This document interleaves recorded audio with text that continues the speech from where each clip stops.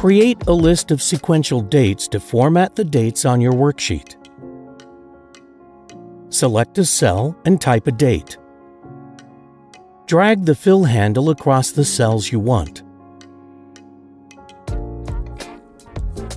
To use autofill options, right-click and drag the fill handle across the cells you want. Choose an option or select a cell and type a date. Select your cells and select Fill Series. Choose your options and select OK.